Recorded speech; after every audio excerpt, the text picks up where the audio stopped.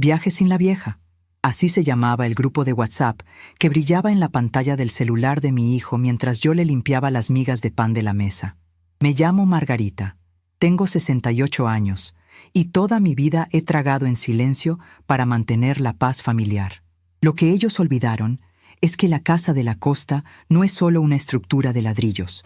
Es un ecosistema que yo gobierno desde hace 40 años, y las llaves de ese reino las manejo yo. El domingo había comenzado como todos los domingos desde que Vicente, mi marido, falleció hace 5 años.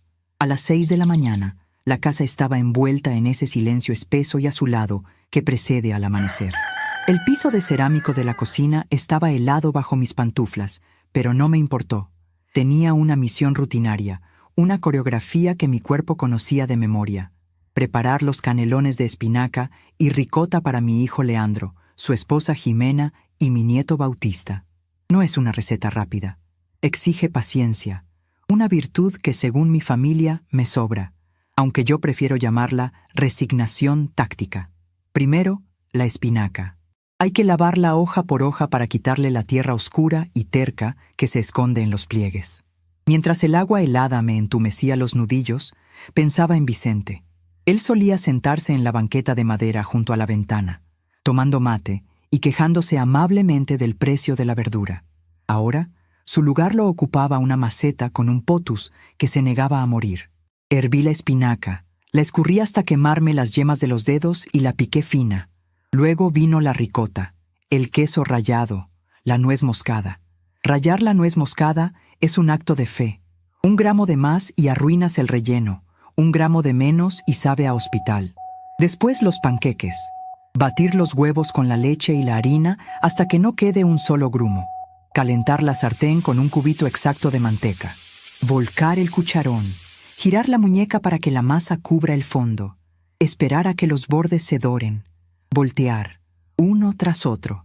30 panqueques apilados como un monumento a mi propia domesticidad. Y finalmente, la salsa blanca y la salsa de tomate.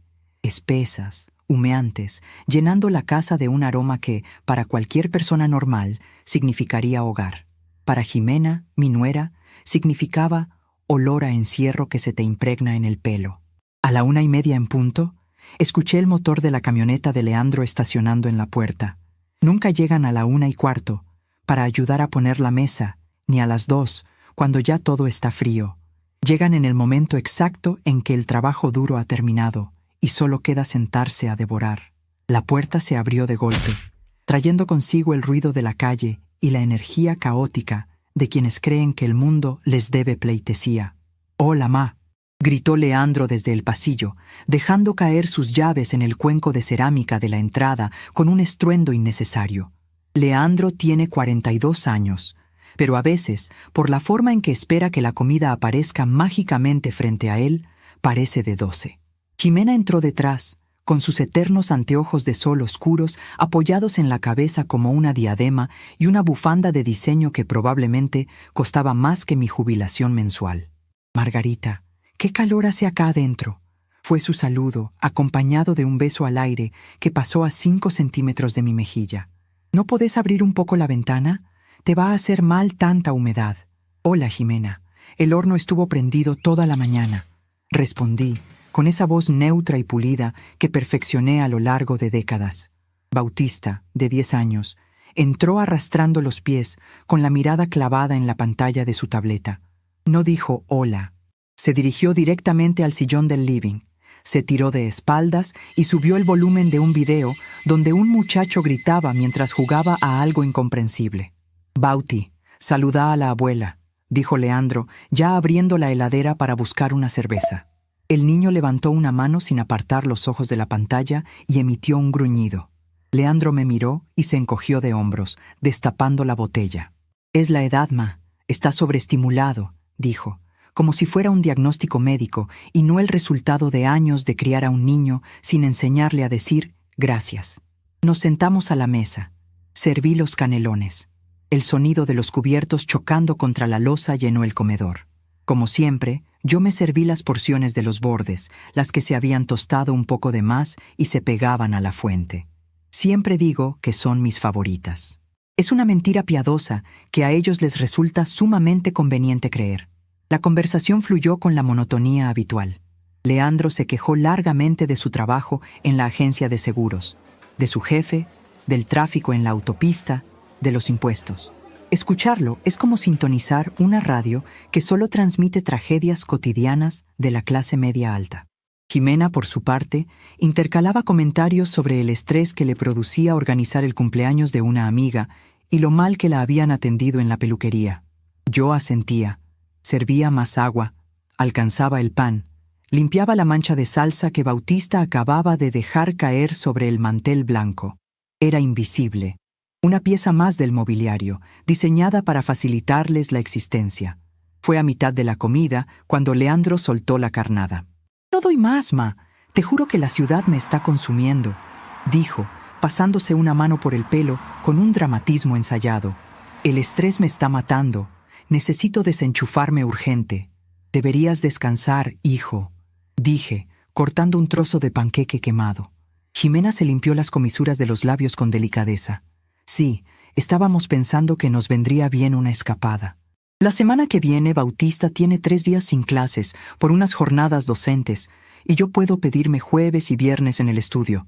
¡Qué casualidad!, dije, sabiendo exactamente a dónde iba la conversación. Les vendría bien ir a la costa, respirar un poco de yodo, caminar por la arena. A mí también me vendría bien salir un poco de la ciudad. Puedo preparar las sábanas grandes y... El sonido metálico del tenedor de Jimena cayendo sobre el plato interrumpió mi frase.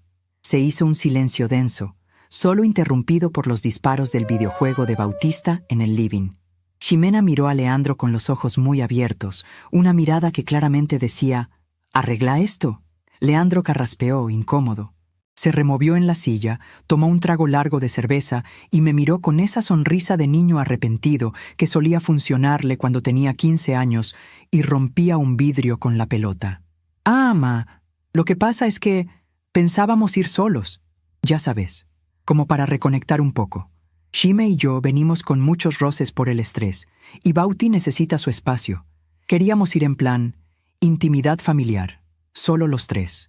La palabra «solos» quedó flotando sobre la mesa de roble, pesada como una piedra. «Además, Margarita», intervino Jimena recuperando rápidamente la compostura y el tono paternalista que reserva para mí. «Vos siempre decís que en esta época del año el viento del mar te hace doler las rodillas y la casa es fría en mayo. Te vas a aburrir allá sola mientras nosotros salimos. Es mejor que te quedes acá, cómoda, con tus cosas». Yo nunca había dicho que el viento me hiciera doler las rodillas. Mis rodillas son de acero, forjadas por décadas de fregar pisos y subir escaleras. Y amo el mar en invierno, cuando la playa está desierta y el cielo tiene ese color gris plomo que invita a pensar en paz. Pero la narrativa ya estaba escrita por ellos. Yo era la anciana frágil que debía quedarse tejendo en la ciudad mientras ellos usaban mi casa como un hotel de paso. La casa de la costa no es un chalecito cualquiera. Es una construcción sólida, de ladrillos a la vista y techo a 2 aguas, ubicada a solo 3 cuadras del mar. Vicente y yo compramos el terreno cuando no era más que un médano lleno de yuyos. Pagamos cada ladrillo con esfuerzo, privándonos de vacaciones y lujos durante años. Yo misma lijé las vigas de madera del porche y planté las hortensias que ahora bordean el cerco del frente. Durante años fuimos juntos, todos los eneros. Luego, cuando Leandro se casó, Jimena se sumó a los veranos. Con el tiempo, la dinámica mutó de manera sutil, pero implacable. Pasé de ser la dueña de casa a ser la empleada doméstica residente. Mientras ellos dormían hasta el mediodía y bajaban a la playa con sus sillas plegables, yo me quedaba barriendo la arena que traían en los pies, lavando las toallas húmedas que dejaban tiradas en el baño y cocinando para que, al volver, tuvieran la cena lista. Leandro empezó a llamar a la propiedad mi cabaña frente a sus amigos, borrando mi existencia y la de su padre de un plumazo. Y ahora ni siquiera querían que fuera a trabajar para ellos. Querían el territorio libre. «Claro», dije lentamente, esbozando una sonrisa que no llegó a mis ojos. «Entiendo perfectamente. Tienen razón. El frío del mar a esta edad no es recomendable». Leandro exhaló, visiblemente aliviado, como si hubiera desactivado una bomba. Sos una genia, ma. Sabía que ibas a entender. ¿Me prestás las llaves el viernes entonces? Pasamos a buscarlas antes de salir a la ruta. Por supuesto, hijo. El viernes las tenés. El resto del almuerzo transcurrió con la falsa alegría de quienes sienten que se han salido con la suya sin pagar las consecuencias. Terminaron los canelones. Elogiaron la comida con frases hechas y, sin levantar un solo plato, se trasladaron al living. Bautista seguía hipnotizado por su pantalla. Leandro se desparramó en el sillón de dos cuerpos, soltando un gemido de satisfacción al estirar las piernas. Jimena se acomodó en el sillón individual, sacó su celular y empezó a deslizar el dedo por la pantalla. «Margarita», gritó Jimena desde el living, «¿no tendrás un cafecito? Descafeinado si tenés, y con leche de almendras. La leche de vaca me está cayendo pesada últimamente». «Enseguida me fijo qué tengo, Jimena», respondí desde el comedor, empezando a apilar los platos sucios. La mesa era un campo de batalla. Manchas de salsa roja sobre el mantel inmaculado, servilletas de papel hechas bollo, migas esparcidas por todas partes y vasos a medio terminar. Me levanté con una bandeja y empecé a juntar los restos. Fue entonces cuando lo vi. El celular de Leandro había quedado abandonado sobre la mesa, justo al lado de la panera. Él siempre lo lleva consigo, pero esta vez, en su prisa por ir a tirarse al sillón, lo había olvidado. Mientras pasaba el trapo húmedo por la madera, recogiendo las migas con movimientos circulares y metódicos, la pantalla del teléfono se iluminó. Un leve zumbido vibró contra la madera. No tengo por costumbre revisar teléfonos ajenos. El pudor es una de las pocas cosas que la edad no me ha quitado. Pero la pantalla era grande, el brillo estaba al máximo y el texto era imposible de ignorar. La notificación de WhatsApp mostraba el nombre de un grupo en letras destacadas. Viaje sin la vieja. Mis manos se detuvieron. El trapo húmedo quedó inmóvil sobre una mancha de tuco. Me incliné ligeramente hacia adelante, ajustando mi vista. La pantalla mostraba una ráfaga de mensajes entrando en tiempo real. Mensaje de cuñado Fede, el hermano menor de Jimena, un hombre cuya principal habilidad en la vida es vivir de los demás. Entonces, confirmado el asadazo del sábado allá, llevamos a los chicos y a los perros. Compré 4 tiras de asado. Le dije que le iba a hacer mal el frío. Allá tienen ese jardín gigante que la vieja cuida tanto, que corran un rato ahí. Total, después la lluvia lava todo. Habría apelado a la culpa, al sacrificio, a las horas pasadas cocinando esos malditos canelones. Yo no. Yo sentí que una calma fría y metálica se instalaba detrás de mis costillas. Era una sensación extrañamente purificadora, como respirar aire helado de madrugada. Me di cuenta de que la situación no era trágica, era, de hecho, profundamente cómica en su patetismo. Mi hijo, un hombre de 42 años con entradas en el pelo y colesterol alto, comportándose como un adolescente que engaña a su madre para hacer una fiesta clandestina en la casa de fin de semana. Y no solo él y su esposa, sino toda la fauna extendida de la familia de ella. Iban a meter niños salvajes y 2 perros inmensos en mi jardín, en mis camas, en mis baños. Iban a fumar en mi porche, a quemar mi pasto con sus asados y a llenar las cañerías de arena. Y todo bajo la premisa de que yo era demasiado frágil, demasiado anciana y demasiado ingenua para darme cuenta. Terminé de limpiar la mesa. Doblé el trapo en un cuadrado perfecto. Alineé las sillas debajo del borde de la madera y tomé la bandeja con los platos sucios. Caminé hacia la cocina con la espalda recta. Preparé el café. Busqué en el fondo de la alacena y encontré un cartón de leche de almendras que Jimena había dejado allí en Navidad. Estaba vencido desde hacía 3 meses. Lo abrí, lo olí, no olía a nada, como casi todo lo que ella consume, y vertí un buen chorro en su taza de descafeinado. Lo revolví lentamente, escuchando el tintineo de la cucharita contra la porcelana. Volví al living, llevando la bandeja con las 2 tazas humeantes. «Acá tienen», dije, con una voz tan suave y tersa como la superficie de un lago sin viento. Leandro dio un respingo en el sillón y se palpó los bolsillos del pantalón, alarmado. Mi celular. Lo dejé en la mesa, ¿no?» «Sí», respondí, ofreciéndole su café negro. «Estaba ahí, al lado de la panera. Te vibró un par de veces. Seguro son cosas del trabajo, con este estrés que manejas, no te dejan en paz ni los domingos. Él se levantó rápido, fue al comedor, agarró el teléfono y revisó la pantalla. Pude ver desde lejos cómo sus hombros se relajaban al notar que no había sido descubierto. Volvió al living, guardándose el aparato en el bolsillo con una sonrisa nerviosa.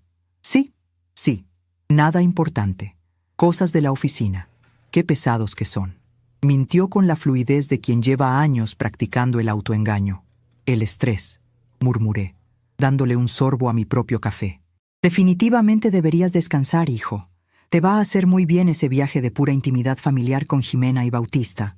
Van a poder reconectar en paz. Jimena sonrió ampliamente, tomando un sorbo de su leche de almendras vencida. Gracias, Margarita. Sos un amor por entender. Es justo lo que necesitábamos. Allá en la costa no hay nadie en esta época. Es ideal para estar tranquilos. Aunque la gente del pueblo a veces es un poco pesada, ¿viste? Esa señora de la panadería o el viejo que te arregla las cosas. Son tan metidos. Pero bueno, los ignoraremos. Sí, dije mirándola fijamente a los ojos detrás de sus anteojos de sol. Ignorarlos es lo mejor. Se fueron 1 hora más tarde. La rutina de despedida fue la de siempre. Besos al aire, Bautista arrastrando los pies hacia la camioneta sin despegar la vista de la pantalla y Leandro prometiendo llamar. «Te pego un tubo el jueves a la noche, ma, para arreglar lo de las llaves», gritó desde la ventanilla, ya con el motor en marcha. «Cuando quieras, hijo. Acá voy a estar». La camioneta arrancó y dobló la esquina, desapareciendo de mi vista. Me quedé en la vereda unos segundos, sintiendo el aire fresco de la tarde en la cara. Luego entré y cerré la puerta con doble llave. La casa volvió a sumirse en ese silencio espeso de las madrugadas, pero ahora no se sentía solitario. Se sentía como un lienzo en blanco.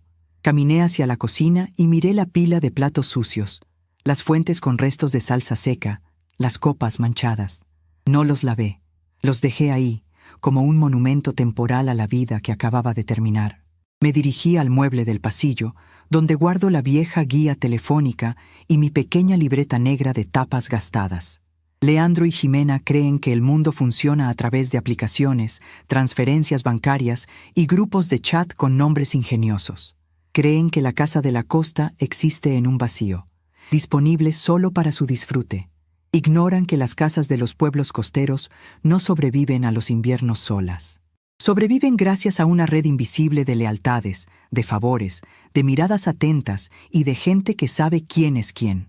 Abrí la libreta en la letra E, doña Elvira, la dueña de la panadería, la mujer pesada, según Jimena. La misma mujer a la que le presté el dinero para arreglar su horno hace 15 años cuando el banco le dio la espalda y que me manda una caja de alfajores de maicena cada Navidad.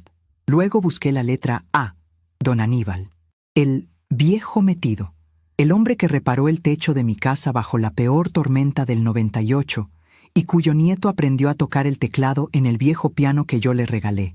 Aníbal, que tiene una copia de las llaves de mi casa y conoce el sonido de mis pasos. Mañana es lunes. Leandro espera que le entregue las llaves de un paraíso vacío el viernes. Piensa llevar a su cuñado, a su cuñada, a sus sobrinos destructivos y a sus perros para saquear mi territorio, celebrando su audacia en un grupo llamado Viaje sin la Vieja. Levanté el tubo del teléfono fijo. El tono de marcado ronroneó contra mi oreja, un sonido antiguo y constante. Marqué el número de la costa, el código de área que conozco mejor que mi propia fecha de nacimiento. «Viaje sin la Vieja», susurré a la sala vacía mientras escuchaba el primer tono de llamada. Vamos a ver de quién es el viaje y quién se queda sin casa. El teléfono sonó 3 veces antes de que la línea se abriera con ese chasquido estático y profundo que tienen las llamadas de larga distancia. Al otro lado, la respiración pesada de un hombre mayor delató que lo había despertado. Eran casi las 10 de la noche del domingo. Don Aníbal tosió un par de veces, aclarando la garganta antes de articular palabra. Su voz sonó ronca, cargada de la humedad típica de los que viven a 3 cuadras del mar durante todo el año. «¿Hola? ¿Quién habla a esta hora?», preguntó desconfiado. «Aníbal, soy Margarita», dije, manteniendo el tubo firme contra mi oreja. Hubo un silencio breve del otro lado, seguido por el ruido de resortes de una cama vieja. Pude imaginarlo sentándose de golpe en el borde del colchón, encendiendo el velador de su mesa de luz. «Margarita, qué sorpresa, por Dios. ¿Pasó algo con la casa? ¿Anduvieron los pibes esos que rompen los vidrios?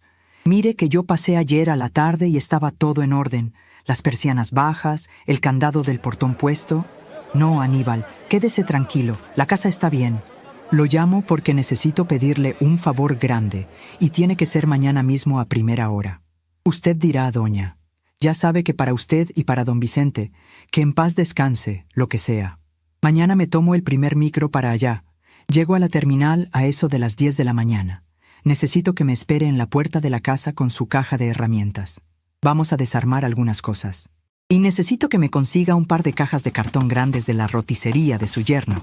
La estática de la línea pareció amplificarse por un segundo. Aníbal tardó en responder. «¿Vienes sola, Margarita? Mire que el viento sur está pegando feo esta semana. El agua de las cañerías debe estar helada. ¿Y desarmar? ¿Qué vamos a desarmar? ¿Se rompió algo de la instalación eléctrica?» «No se rompió nada físico, Aníbal. Al menos nada que se arregle con cables. Lo espero a las 10». Corté la comunicación antes de que pudiera hacer más preguntas. Colgué el tubo negro en la horquilla de la pared y me quedé mirando el aparato por unos instantes. La decisión ya estaba tomada. No había vuelta atrás. Cuando una mujer de mi edad y de mi carácter toma una determinación en silencio, el mundo a su alrededor ya empezó a cambiar, aunque los demás tarden días en darse cuenta. A la mañana siguiente, el despertador no llegó a sonar. A las 4:30, yo ya estaba de pie. El piso de cerámico estaba igual de frío que el domingo, pero esta vez no había espinacas que lavar, ni ricota que mezclar, ni panqueques que apilar. Fui al baño, me lavé la cara con agua helada y me vestí con la ropa de los días importantes. Un pantalón de paño grueso, zapatos de cuero de suela baja y el tapado de lana gris que Jimena alguna vez dijo que me hacía parecer una monja de clausura. Me preparé un café negro, fuerte, sin azúcar. Lo tomé de pie, mirando por la ventana de la cocina cómo la ciudad empezaba a desperezarse bajo la luz anaranjada de los faroles de la calle. A las 5:15 tomé un taxi hasta la terminal de ómnibus. El edificio era un hervidero de luces fluorescentes, olor a gasoil y gente arrastrando valijas. Fui directo a la boletería de la empresa que hace el recorrido por la ruta provincial. Compré un pasaje de ida para el servicio de las 6 y uno de vuelta para el miércoles por la tarde. El vendedor me miró por encima de sus anteojos de lectura, selló los boletos con un golpe seco y me los deslizó por debajo del vidrio blindado. El viaje duró 4 horas. Me senté del lado de la ventanilla, apoyando la frente contra el cristal vibrante, mientras el micro dejaba atrás el cemento de la ciudad y se adentraba en los campos grises y escarchados del invierno bonaerense. Mi mente viajó hacia atrás, a una tarde de noviembre de 1982. Recordé a Vicente. Tenía las manos cubiertas de polvo de ladrillo y cal, los nudillos lastimados por cargar las bolsas de cemento. Estábamos levantando la pared del fondo, la que separaría nuestro terreno del lote baldío de al lado. Leandro tenía 6 años y jugaba en la arena con un balde de plástico amarillo, ajeno al esfuerzo titánico que sus padres estaban haciendo para construir un refugio. «Esta casa es para que el nene tenga raíces, Margarita», me había dicho Vicente esa tarde, secándose el sudor de la frente con el antebrazo, «para que sepa de dónde viene y tenga un lugar a donde volver». Años más tarde, cuando Leandro tenía 17, aprovechó que nosotros nos quedamos en la ciudad por un problema de salud de mi madre y se fue a la costa con 5 amigos. Rompieron la mesa de vidrio del comedor, quemaron el pasto del jardín con una fogata mal apagada y dejaron botellas vacías hasta adentro de los placares. Cuando Vicente vio el desastre, no gritó. Simplemente le entregó a Leandro un balde, un cepillo y una caja de herramientas. Lo obligó a limpiar y reparar cada centímetro durante una semana entera, prohibiéndole salir a la playa. Yo, en mi afán de madre protectora, intenté suavizar el castigo.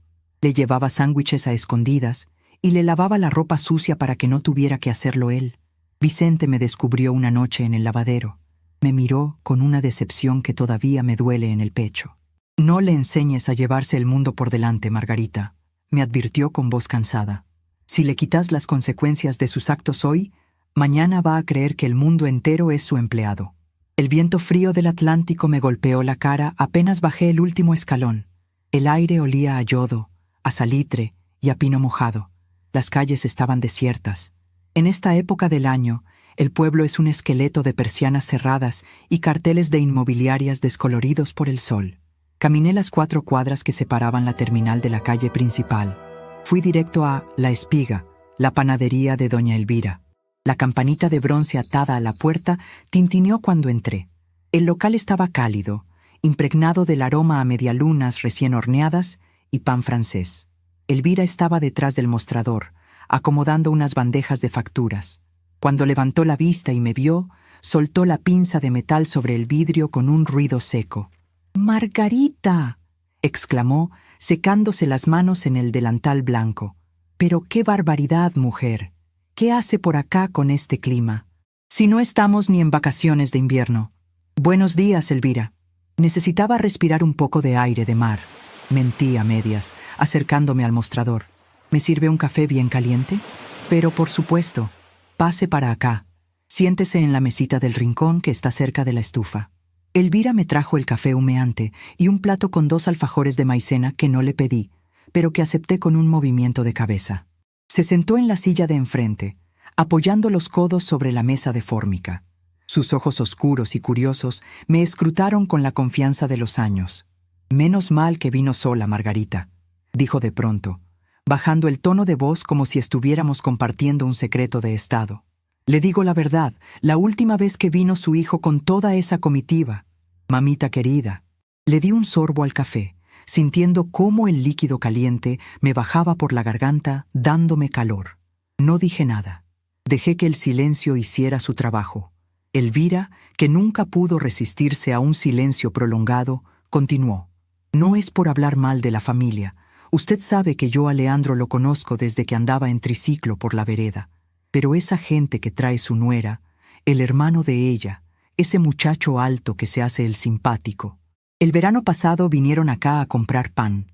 Me quisieron pagar con un billete de 1000 pesos que estaba más falso que promesa de político. Y cuando les dije que no se los aceptaba, el sinvergüenza me dijo que yo era una vieja de pueblo que no sabía reconocer la plata nueva. Apreté el asa de la taza de cerámica. «Y ni le cuento de los perros», siguió Elvira, negando con la cabeza. «Trajeron esos 2 perros grandotes. Hermosos los animales, no tienen la culpa. Pero los dejaban sueltos por la calle. Me escarbaron todo el cantero de petunias que tengo en la vereda. Cuando le fui a decir a su nuera, me miró por arriba de esos anteojos negros que usa y me dijo que la calle es pública. Así nomás. La calle es pública», repetí lentamente, saboreando la ironía de la frase. «Tiene razón, Elvira. La calle es pública, pero las casas tienen dueño». Terminé el café. Le pagué dejándole una propina generosa bajo el plato y me despedí. Caminé hacia mi casa. A lo lejos escuchaba el rugido sordo del mar rompiendo contra la arena. Al llegar a la esquina de mi cuadra, vi la estructura de ladrillos a la vista, recortándose contra el cielo gris. En el porche de madera, sentado sobre una caja de herramientas, estaba don Aníbal. Llevaba un gorro de lana calado hasta las orejas y fumaba un cigarrillo negro. Al verme, tiró la colilla al piso, la pisó con la bota de trabajo y se puso de pie. «Margarita», saludó, quitándose el gorro por respeto. «Ya le prendí el termotanque, como hacemos siempre, para que tenga agua caliente, y le traje las cajas que me pidió». «Gracias, Aníbal, pero apague el termotanque. No lo vamos a usar». El hombre frunció el ceño, confundido. Saqué mi manojo de llaves del fondo de la cartera. Eran pesadas, de bronce macizo, unidas por un llavero de plata con un ancla de madera que Vicente había comprado en una feria artesanal 20 años atrás. Metí la llave en la cerradura principal. El mecanismo giró con un chasquido metálico perfecto, producto de las gotas de aceite que yo misma le ponía cada fin de temporada. Empujé la puerta pesada de roble. El aire frío y encerrado me envolvió al instante. Olía a cera para pisos, a madera lustrada y a ese dejo salado que el mar impregna en las paredes de la costa. Entré al living. Todo estaba exactamente como lo había dejado en marzo. Los sillones cubiertos con fundas de lienzo para protegerlos del polvo, la mesa ratona con el centro de mesa de caracoles, las cortinas pesadas bloqueando la luz. «¿Qué vamos a desarmar, doña?», preguntó Aníbal desde el umbral, sin animarse a entrar del todo. «Todo lo que tenga mi nombre y el de Vicente, Aníbal», respondí, sacándome el tapado y colgándolo en el perchero de la entrada. Absolutamente todo. Fueron 4 horas de trabajo metódico y silencioso. Aníbal armó las cajas de cartón y yo empecé a llenarlas. Primero, las fotografías. Descolgué el cuadro grande del pasillo donde estábamos Vicente y yo el día que terminamos el techo. Saqué los portarretratos de plata de las mesas de luz. Luego pasé a la cocina. Vacié los cajones de los cubiertos buenos, los que habían sido de mi madre. Envolví las tazas de porcelana inglesa en papel de diario y las acomodé en el fondo de una caja.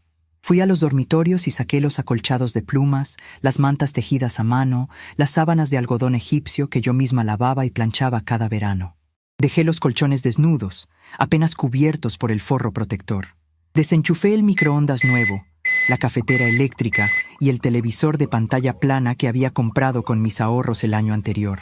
Aníbal los cargó en silencio y los llevó al galponcito de herramientas que hay en el fondo del terreno, cerrándolo con un candado reforzado cuya única llave me guardé en el bolsillo. Para las 2 de la tarde, la casa estaba vacía de alma. Quedaban los muebles grandes, los electrodomésticos básicos y las paredes limpias. Era un cascarón funcional.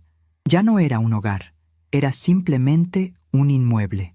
«Listo», dije, cerrando con cinta de embalar la última caja. «Mañana a la mañana pasa el expreso a buscar todo esto para llevarlo a un depósito en la ciudad». Aníbal se secó el sudor de la frente con un pañuelo a cuadros. Me miró con esa sabiduría triste que tienen los hombres que han visto demasiadas tormentas. «No voy a preguntar, doña, pero se nota que está haciendo limpieza grande. Es hora de renovar el aire, Aníbal. Ahora necesito que me acompañe al centro. Voy a la inmobiliaria de Rossi». Caminamos juntos hasta la avenida principal. La inmobiliaria Rossi y Asociados ocupaba un local de doble vidriera frente a la plaza. Eduardo Rossi, el hijo del fundador, estaba sentado detrás de un escritorio de vidrio, tecleando en una computadora. Al escuchar la campana de la puerta, levantó la vista. Su expresión de aburrimiento se transformó en sorpresa genuina. «Margarita, pero qué milagro. Pase, siéntese por favor. ¿Qué la trae por acá en pleno mayo? ¿Problemas con los impuestos municipales?» Yo le dije a Leandro, la última vez que vinieron, que había que actualizar la partida inmobiliaria. Me senté en la silla de cuero negro frente a su escritorio. Apoyé mi cartera sobre las rodillas y mantuve la espalda recta. «No vengo por impuestos, Eduardo. Vengo a poner la casa en alquiler permanente, anual».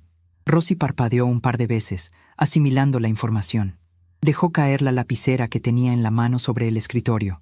«¿Alquiler anual? Pero, Margarita, ¿y los veranos? ¿Y su hijo?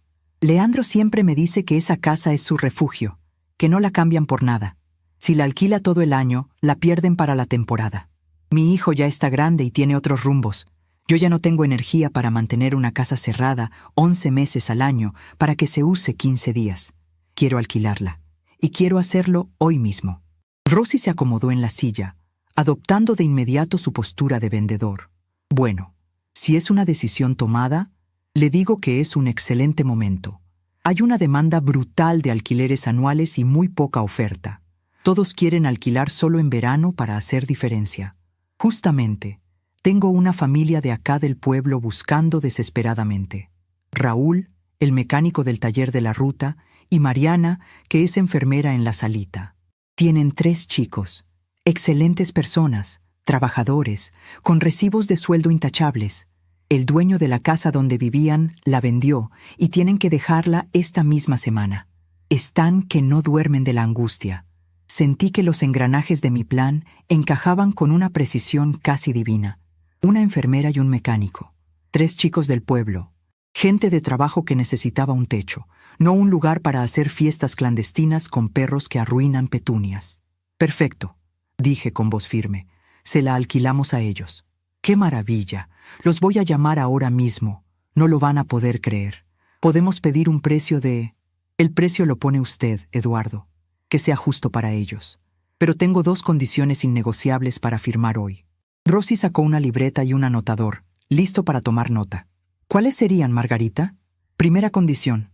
El contrato entra en vigencia este mismo viernes. Tienen que tomar posesión de la casa el viernes a las 8 de la mañana. Ni un minuto más tarde. Ningún problema.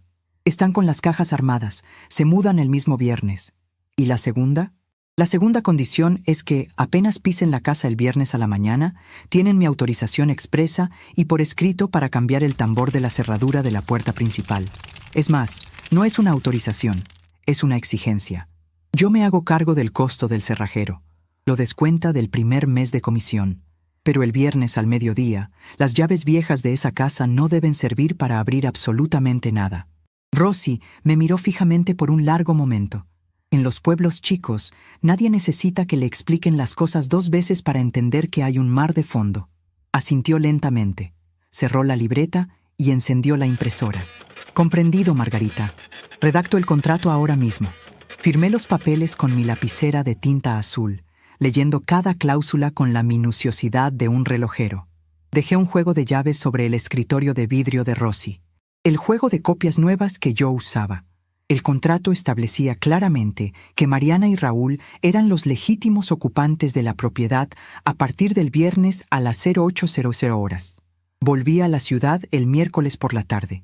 El viaje de regreso me encontró con los músculos del cuerpo doloridos por el esfuerzo de embalar, pero con una ligereza en el pecho que no sentía desde hacía décadas.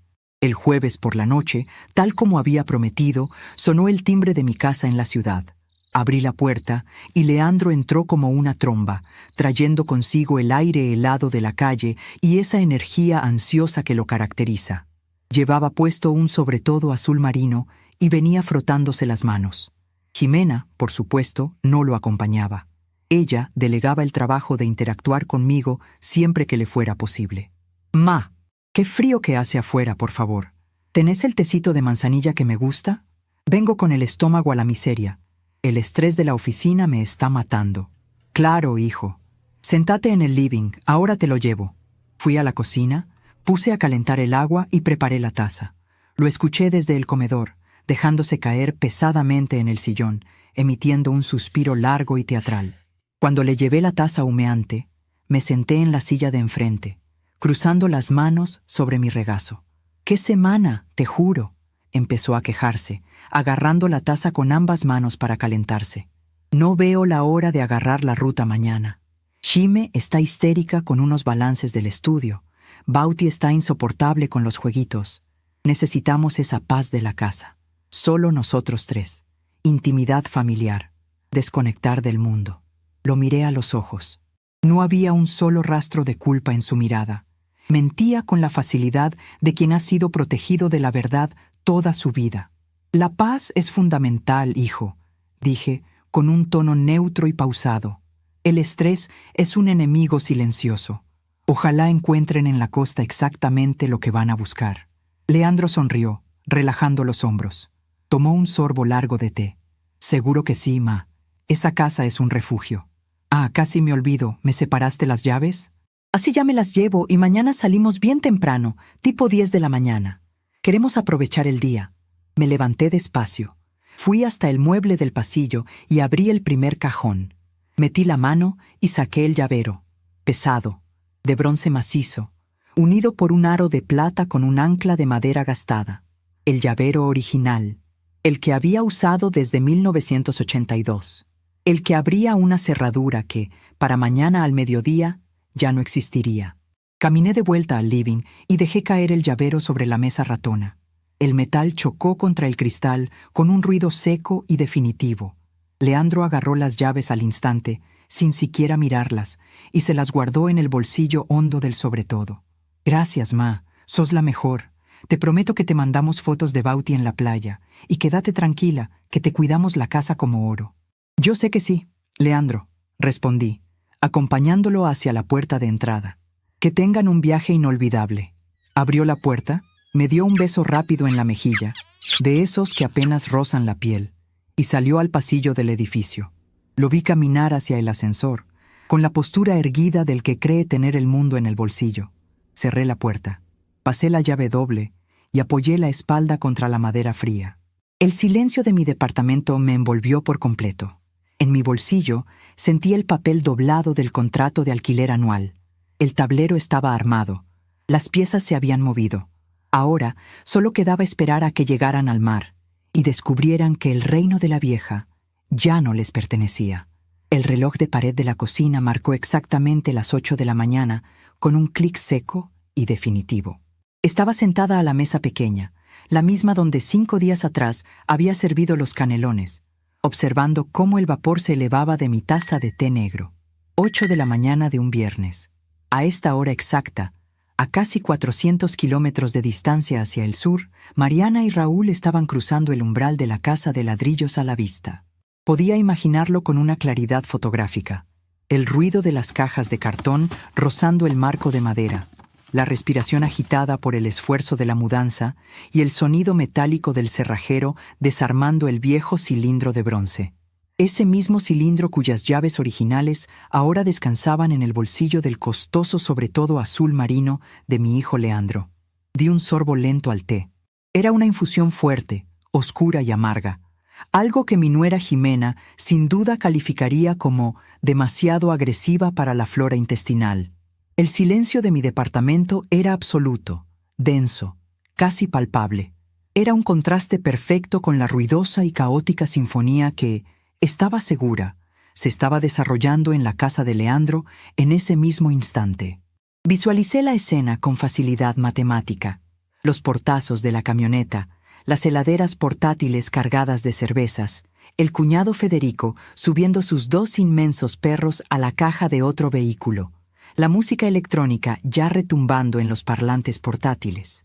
Una fuerza de invasión desprolija y arrogante, preparándose para marchar hacia un territorio que consideraban conquistado y libre de vigilancia.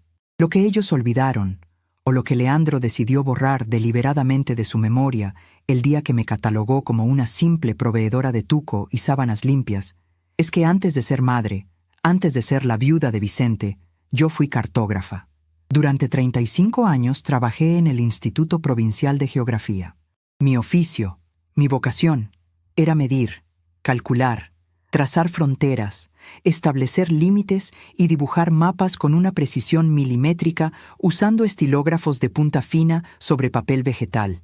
Yo entiendo de territorios mejor que nadie en esa familia. Sé leer la topografía de un terreno.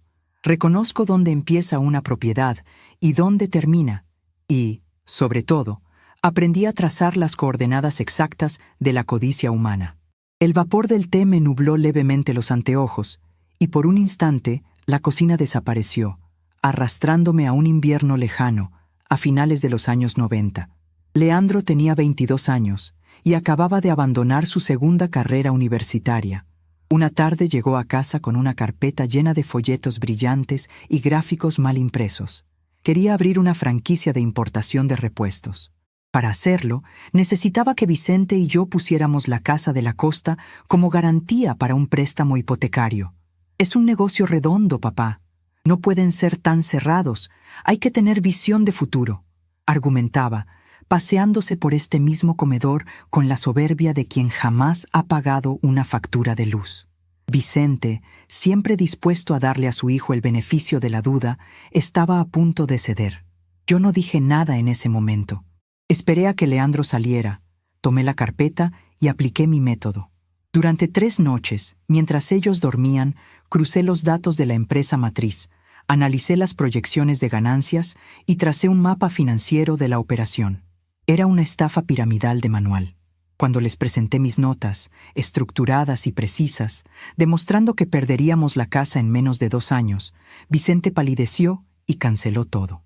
Leandro no me agradeció por salvar nuestro patrimonio.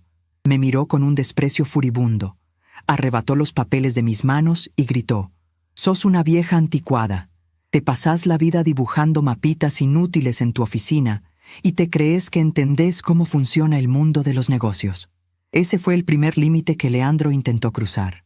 Yo mantuve la frontera cerrada y salvé el territorio, pero acepté, en silencio, el papel de villana ignorante que él necesitaba que yo jugara para no enfrentar su propia incompetencia.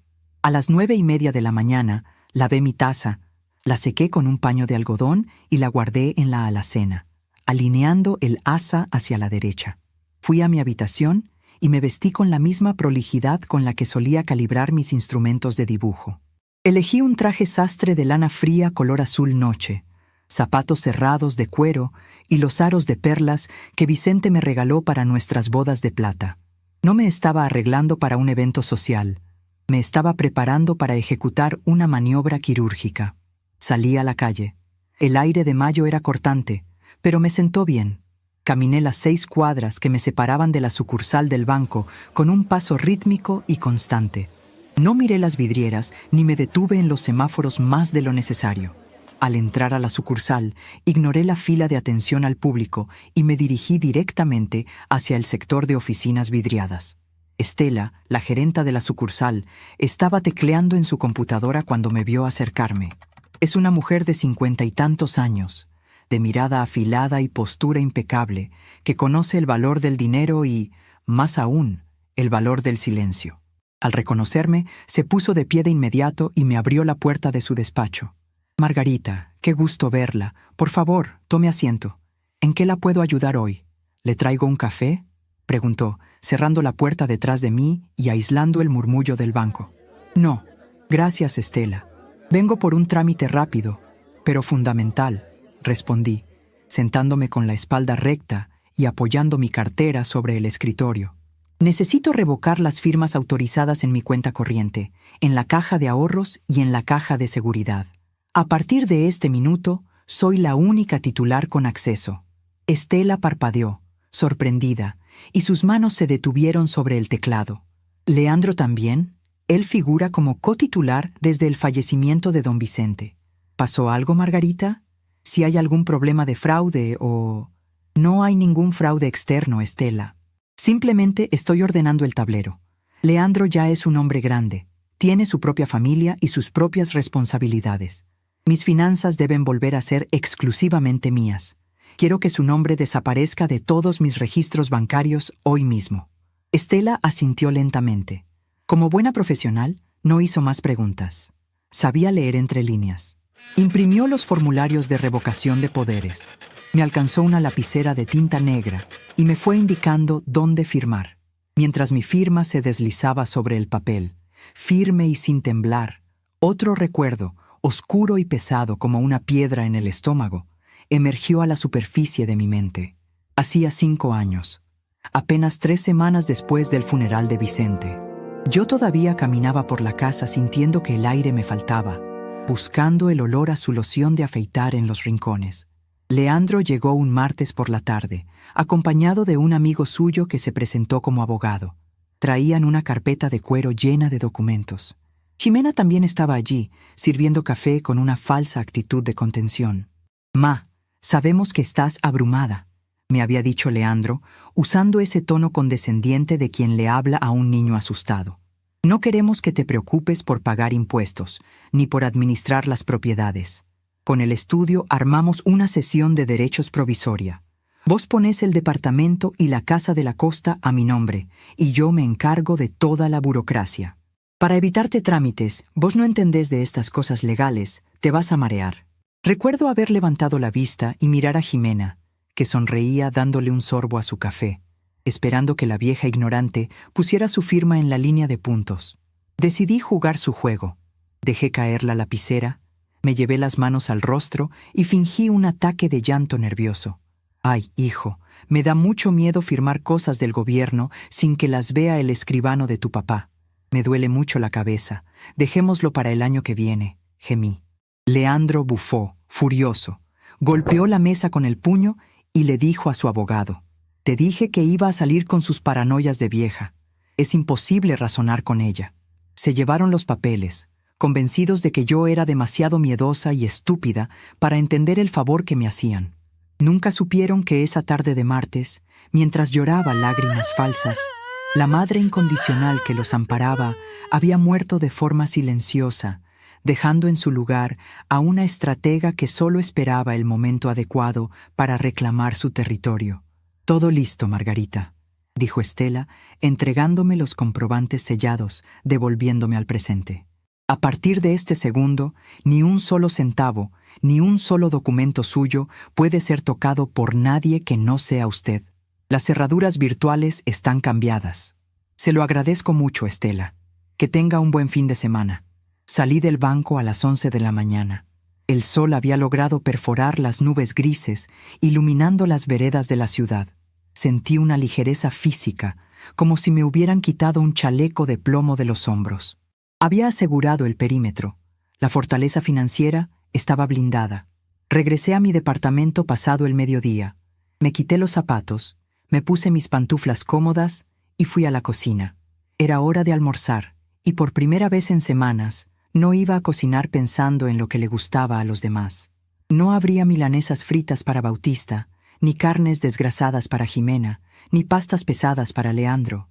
Abrí la alacena y saqué un paquete de arroz arbóreo. Iba a prepararme un risotto de hongos de pino. Es un plato que exige devoción, que te obliga a estar de pie frente a la hornalla, agregando caldo caliente cucharón por cucharón, revolviendo constantemente hasta que el grano libere su almidón y se vuelva cremoso. Es un proceso metódico, lento, que no permite atajos. Mientras el aroma del vino blanco y los hongos inundaba mi cocina, mi teléfono celular, apoyado sobre la mesada de mármol, vibró brevemente. Era un mensaje de texto tradicional. Don Aníbal, al igual que yo, no confiaba demasiado en las aplicaciones modernas para los asuntos serios. Limpié mis manos en el delantal y abrí el mensaje. Trabajo terminado, doña Margarita. El cerrajero cambió el tambor a las 8:15. Le dejé las 3 copias nuevas a Mariana. La familia ya está adentro, acomodando sus cosas y prendiendo la estufa. Quedaron encantados. La casa vuelve a tener vida.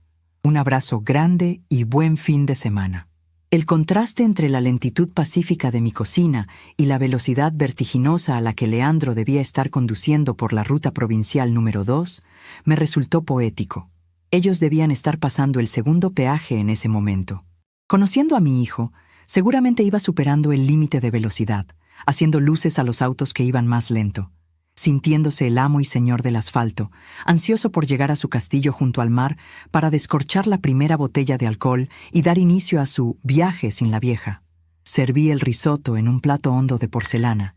Me senté a la mesa y comí en absoluto silencio, saboreando cada bocado. El reloj marcaba las 2 de la tarde.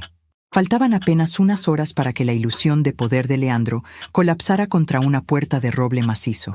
Me trasladé al living y me senté en mi sillón individual, el mismo desde el cual había observado el abandono del celular de Leandro el domingo anterior.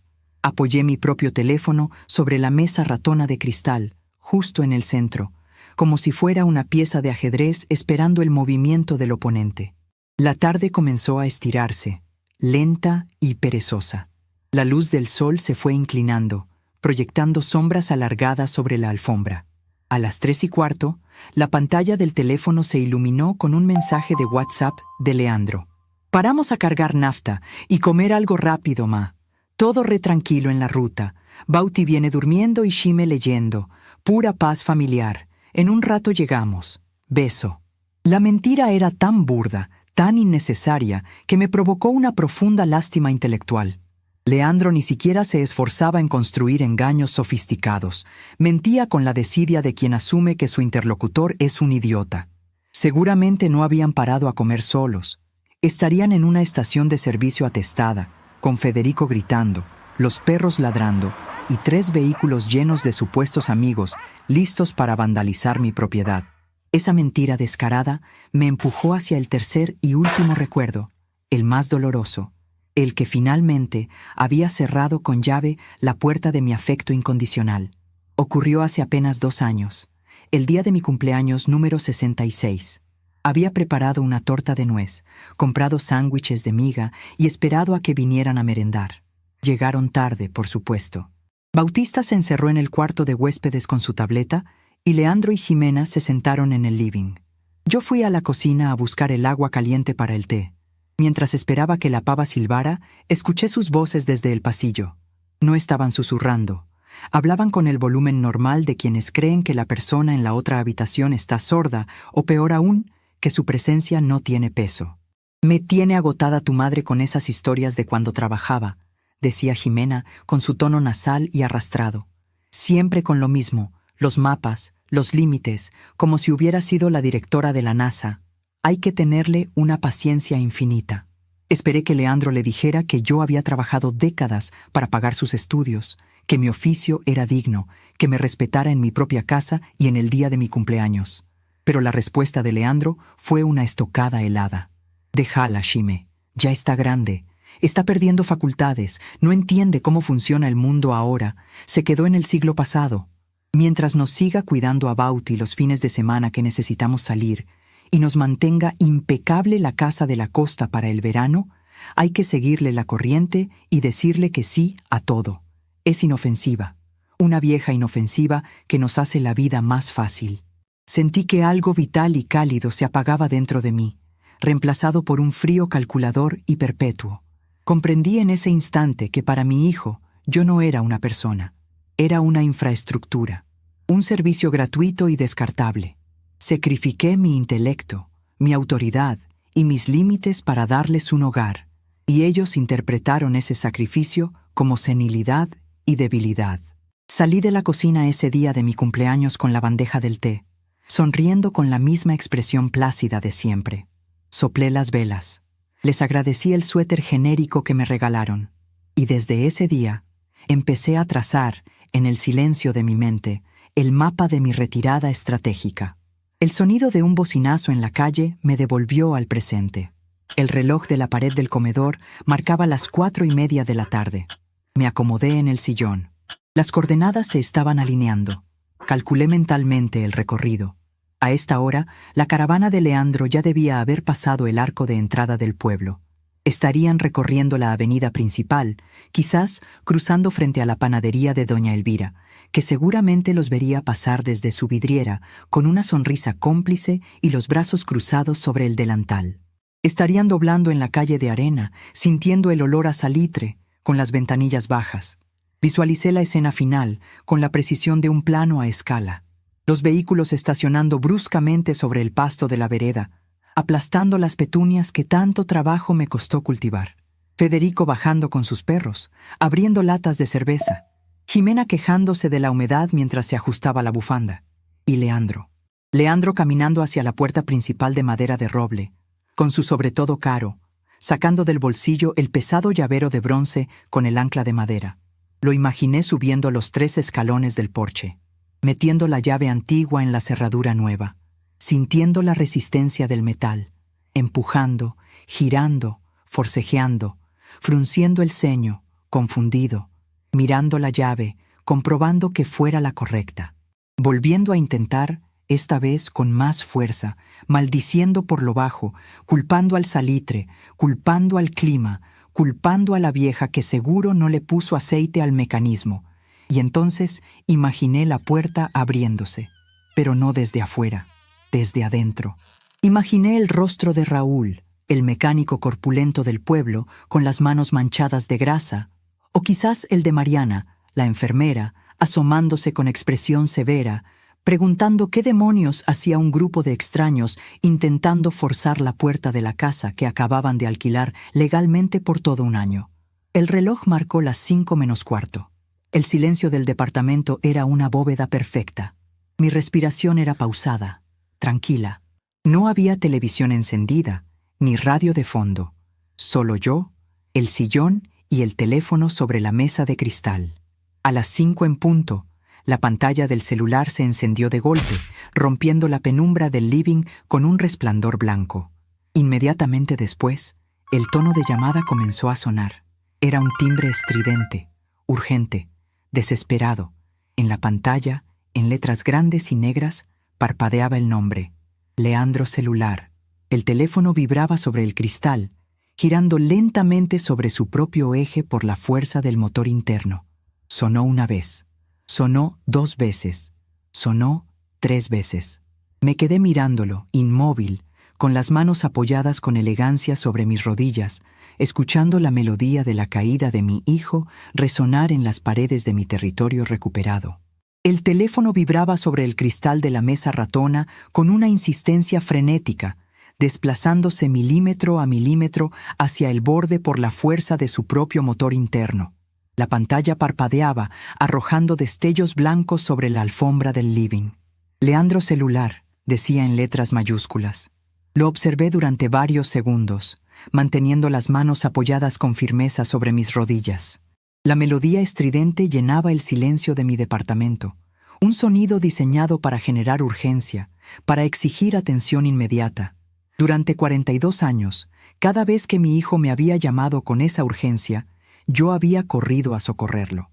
Había cancelado mis planes, había abierto mi billetera, había puesto a su disposición mi tiempo y mi energía.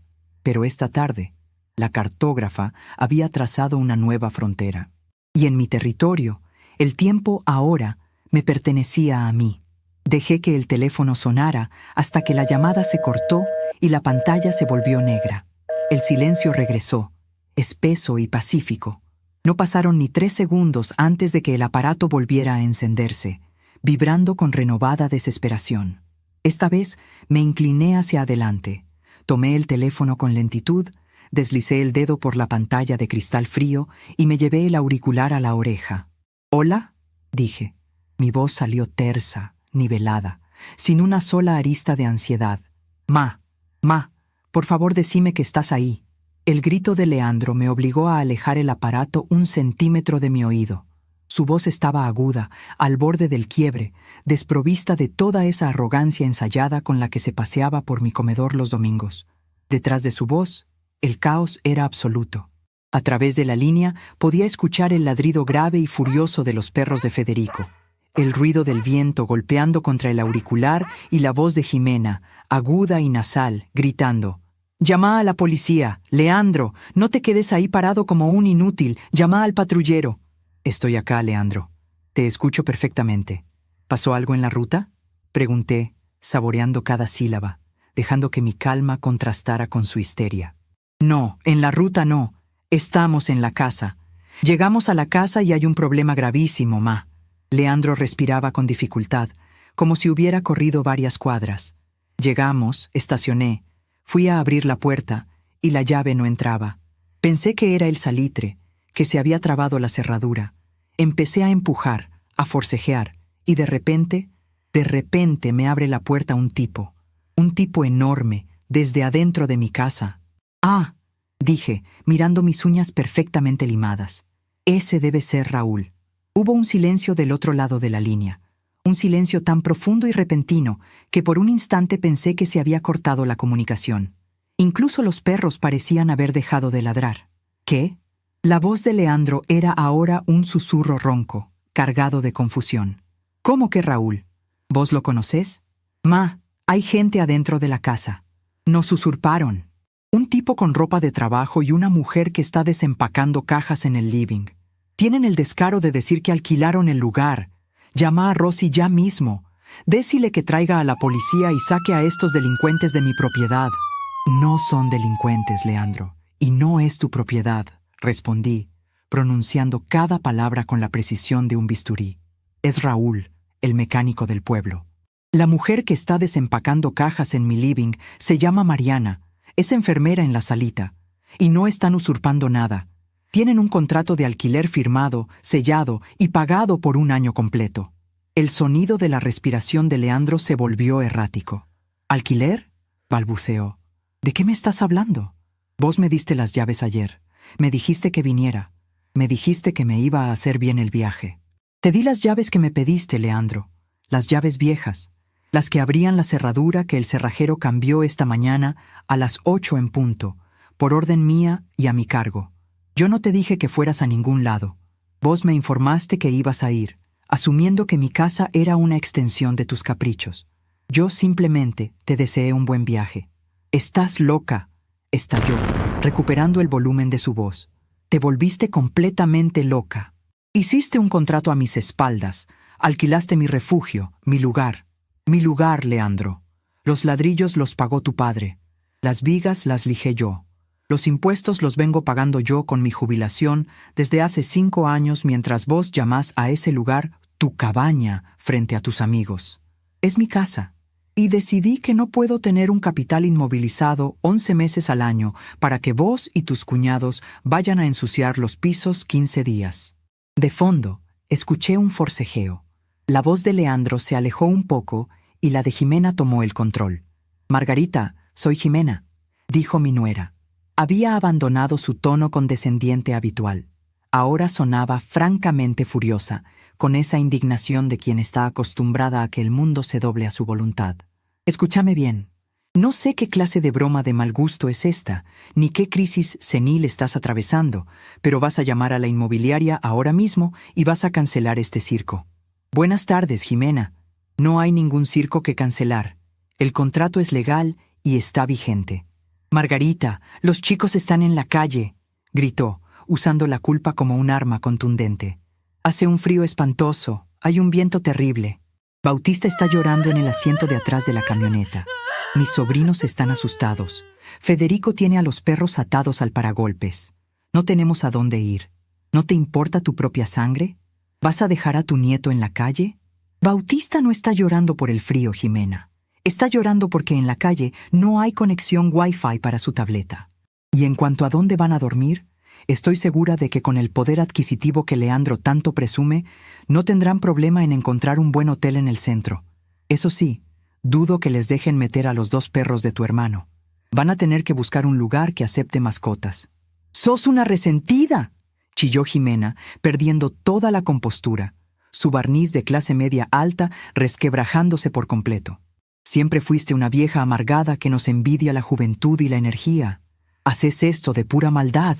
Leandro, dije, elevando apenas el tono de mi voz, ignorando por completo el berrinche de mi nuera. Sé que estás escuchando. Pásame con Raúl, por favor.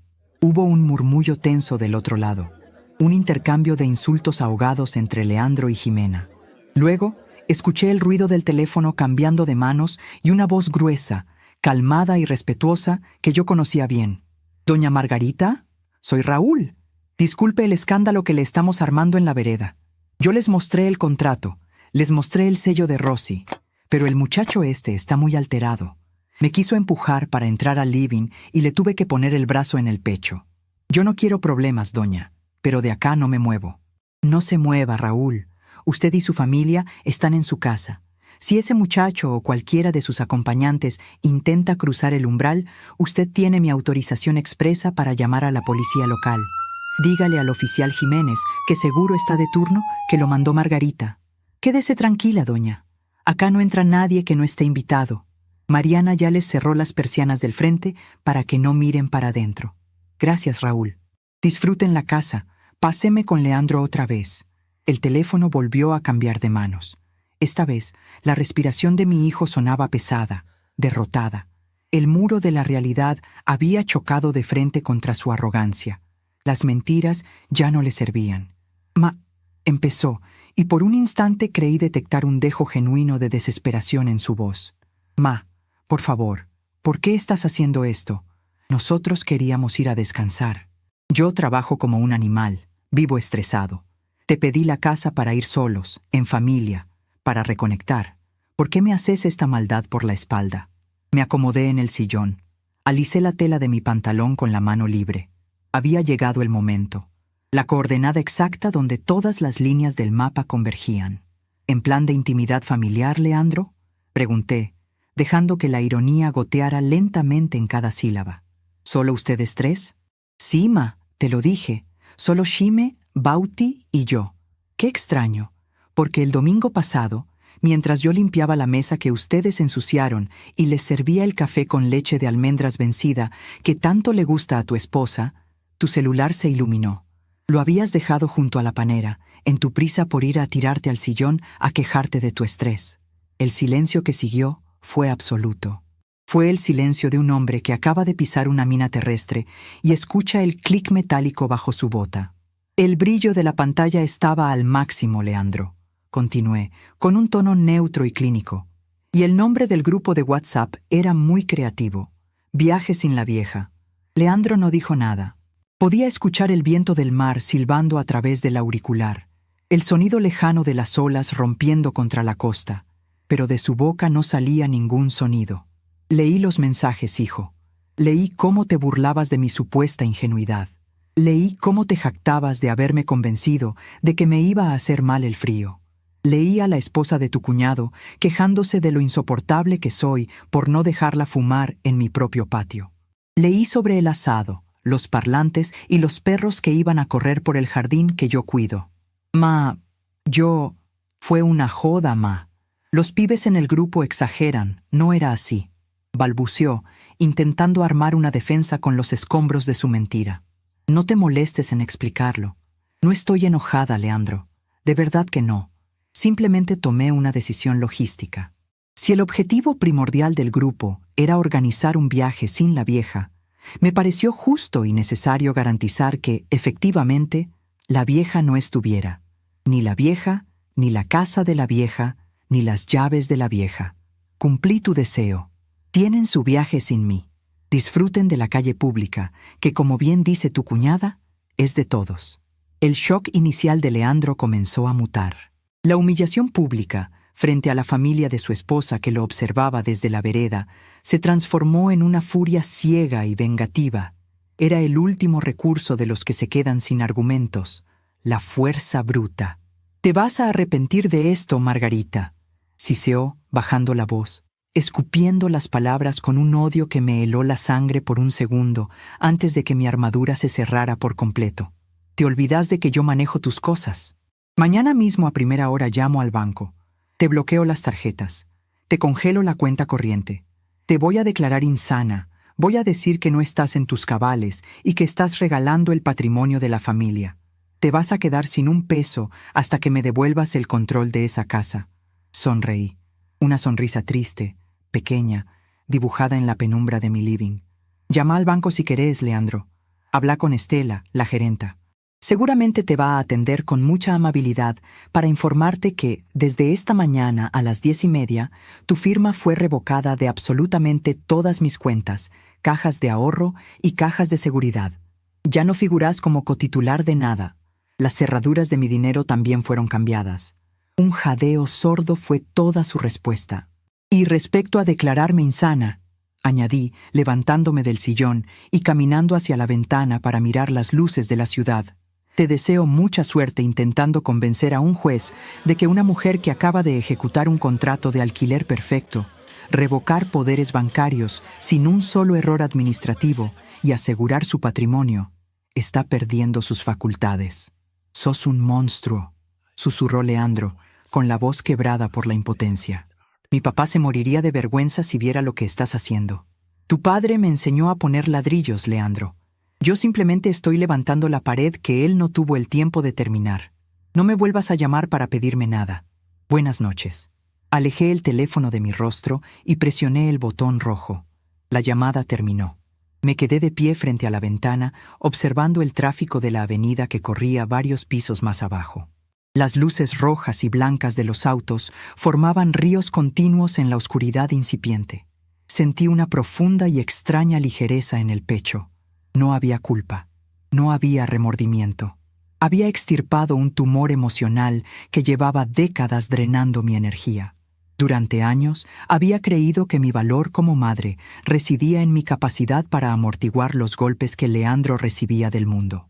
Había actuado como su red de seguridad incondicional, asumiendo que algún día él miraría hacia abajo, vería la red y sentiría gratitud.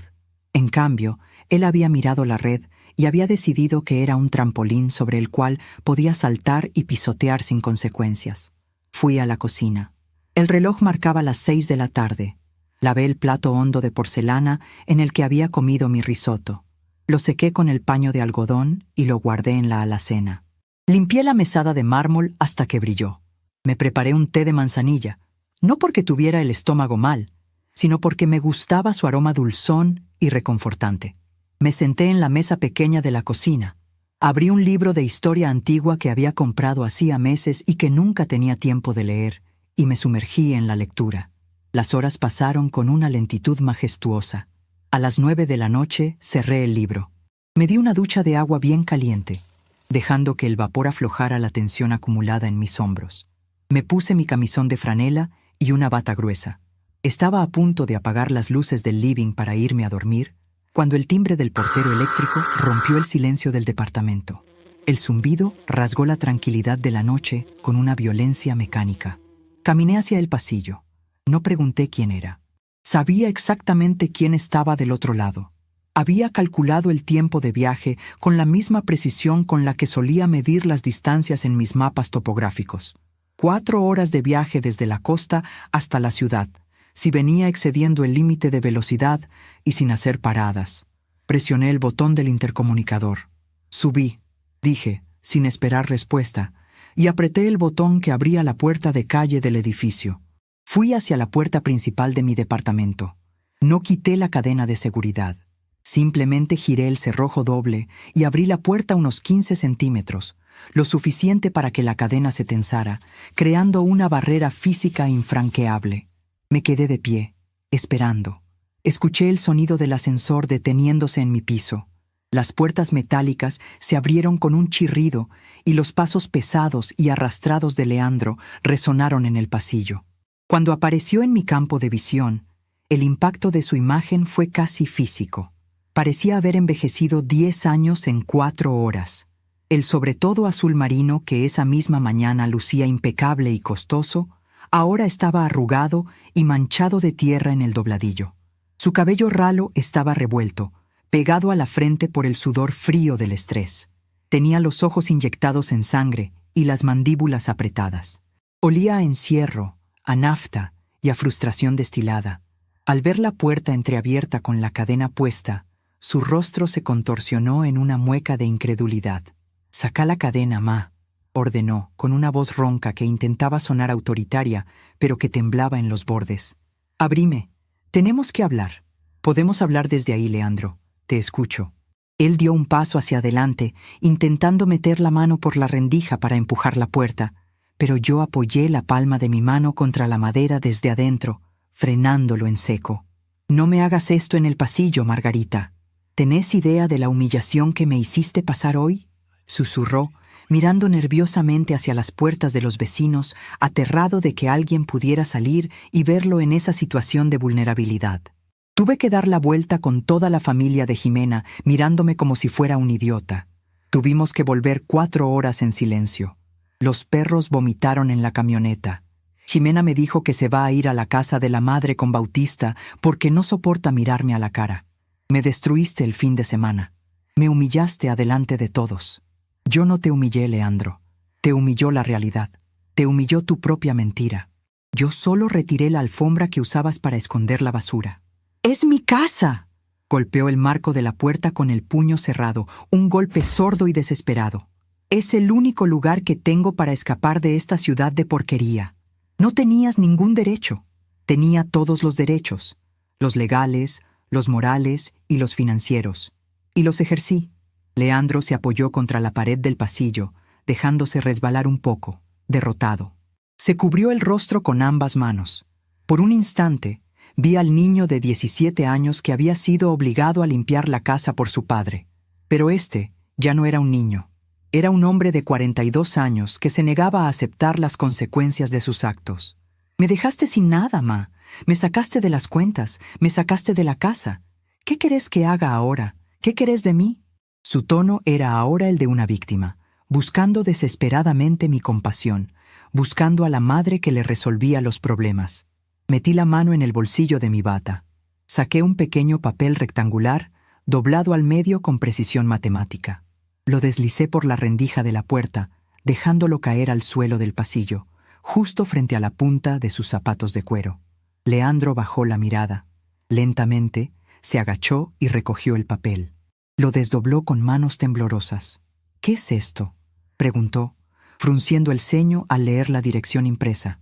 «Es la dirección de un depósito en la zona sur de la ciudad», respondí, mirándolo directamente a los ojos, sin parpadear. «Don Aníbal y yo embalamos todas tus pertenencias personales, el televisor que compraste, tu cafetera y las sábanas de Jimena. Un expreso lo trajo hoy a la mañana. Tus cosas están en el box número 42. El primer mes de alquiler del galpón está pago a mi cargo. A partir del mes que viene, corre por tu cuenta». Leandro miró el papel, luego me miró a mí. La comprensión total de lo que acababa de suceder finalmente aterrizó en sus ojos. No era una rabieta de su madre. No era un enojo pasajero que se solucionaría con un ramo de flores o una disculpa a medias. Era un desalojo absoluto, meticuloso e irreversible de mi vida y de mi patrimonio. Vos sos una estratega, Margarita, murmuró, casi con asombro, pronunciando mi nombre como si fuera la primera vez que me veía de verdad. Planeaste todo esto. Calculaste los tiempos. Nos dejaste viajar hasta allá solo para cerrarnos la puerta en la cara. Soy cartógrafa, Leandro. Lo corregí, aferrando el borde de la puerta de madera. Me dediqué toda la vida a dibujar límites para que la gente supiera exactamente hasta dónde podía llegar. Tardé demasiado tiempo en dibujar los míos. Leandro abrió la boca para decir algo más, pero no encontró las palabras. La arrogancia se había evaporado, dejando solo el vacío de un hombre que acaba de descubrir que el territorio que creía gobernar nunca le perteneció. Buenas noches, Leandro, y buen viaje. Empujé la puerta hasta cerrarla. El sonido del pestillo metálico encajando en su lugar resonó en el departamento con la firmeza de un sello final. Escuché sus pasos, retrocediendo lentamente por el pasillo, el sonido de las puertas del ascensor abriéndose y cerrándose, y luego el silencio absoluto. Mi casa estaba en orden, mi fortaleza financiera estaba asegurada. El invasor había sido expulsado más allá de las fronteras. Ahora solo restaba esperar a que amaneciera para comenzar a caminar, por primera vez en años, sobre un territorio que era exclusivamente mío. El sol del sábado por la mañana entró por el ventanal de mi living con una claridad distinta. No era una luz diferente a la de cualquier otro fin de semana de otoño en la ciudad, pero sobre las superficies de mi departamento, el reflejo parecía haber perdido una densidad invisible. Me levanté a las 7:30, sin despertador, guiada únicamente por el reloj biológico que durante décadas me había empujado a preparar desayunos ajenos. Caminé descalza por el pasillo, sintiendo la textura de la madera bajo las plantas de mis pies. No había apuro. No había una lista mental de compras que hacer en la verdulería, ni porciones de carne que descongelar, ni sábanas que cambiar en el cuarto de huéspedes por si a Leandro se le ocurría traer a Bautista a pasar la tarde para que Jimena pudiera ir a la peluquería en paz. Fui a la cocina y preparé café. Café de verdad, tostado, intenso, molido por mí misma la noche anterior. Mientras el agua filtraba oscura y fragante en la jarra de vidrio, me apoyé contra la mesada de mármol y contemplé la mesa del comedor. La misma mesa de roble donde, apenas 6 días atrás, mi hijo había dejado abandonado su teléfono celular, revelando la farsa grotesca que había orquestado a mis espaldas. La madera estaba limpia, lustrada, sin una sola mancha de salsa de tomate ni migas esparcidas.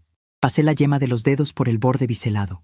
El silencio del departamento no era el silencio del encierro, como solía decir mi nuera. Era el silencio de un territorio pacificado, de una frontera que finalmente había sido defendida con éxito.